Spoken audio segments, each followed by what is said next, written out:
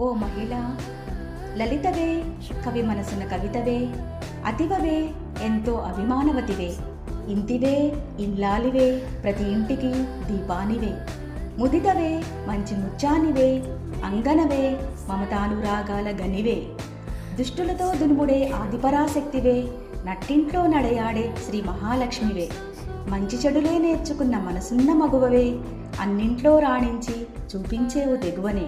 అందుకే అంబరాన్నే అంటాలి అందమైన నీ వ్యక్తిత్వం, హిమాలయమంతా ఎదగాలి నీలోని మూర్తిమత్వం.